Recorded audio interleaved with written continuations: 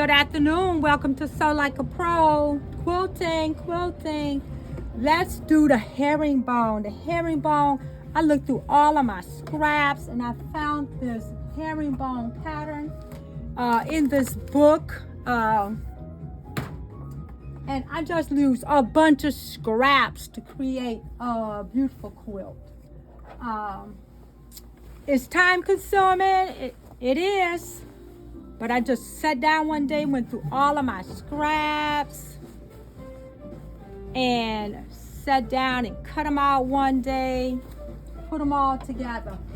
I did one before, and then I just used all the browns to do this. And then I created a border on it, and then I used the pattern on the back to outline and stitch on the front. So find you some interesting fabrics for the pattern on the back and use that as your guide for stitching on the top. So in order to make this, you need a light side and a dark side. So here's my light side. I found all my scraps. These are 2 inches wide by 8 inches long. So just go through your scrap pile and just keep going. To get this started, we're going to stitch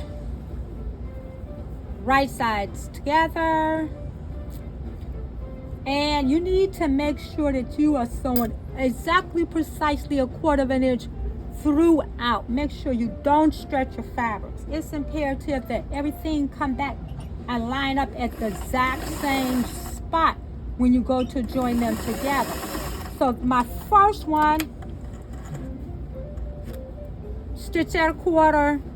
Trim the threads as you go along so you don't have a big mess at the end, a bunch of threads in the way. And use your fingernail to press as you go. So here, that's the process throughout. Then the second one, and then you're just gonna go light side, dark side. So I line these up together like that. Leave a couple of inches unfinished at the bottom so you don't start at the bottom, because we need that space to join these together, and I'll show you that in a minute. So we line these up, and I'm gonna press all these seam allowance with my fingernail toward me.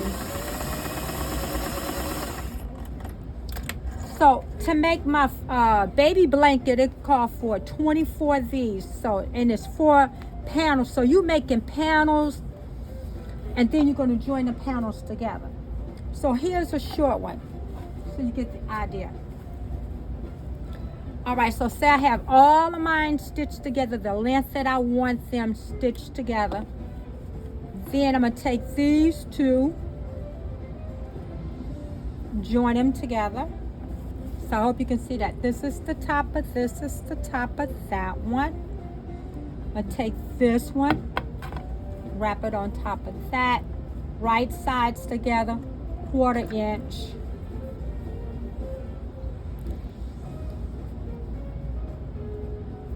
Line these up. Stitch them together. What I did was I did all 4 of my panels, pressed the seams individually, then I stitched them together. And the last step is you're going to have to stitch the outsides of these. So after I get those two together, then I'm going to flip this. It's automatically going to let you know which need to get stitched together. And remember, you want to stitch these together with this seam going up throughout. And if you make sure you don't stretch these as you sew them together, they should line up at the bottom. All these seam allowances should line up at the very bottom and stitch and lay flat. If they don't, then you're doing something wrong. You want to make sure that you're very careful to stitch them only at 1/4, and you may need to do some little notches to make sure that they're coming out at the exact same place.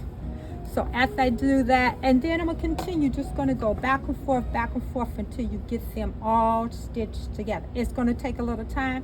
Look, I'm going to line these up together, stitch these together, 1/4 inch seam allowance. Use a guide on your machine. That's perfect to help you not go stitch past where you need to go.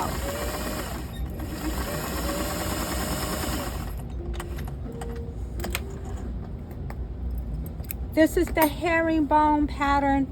So much fun. That's how it's going to come together. And then you'll go back when you get finished and square it off at the top. When you decide which one of these on the outside, you have to sew those all the way to the bottom.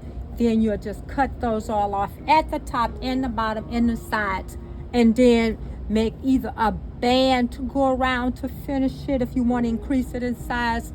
And then put your backing on.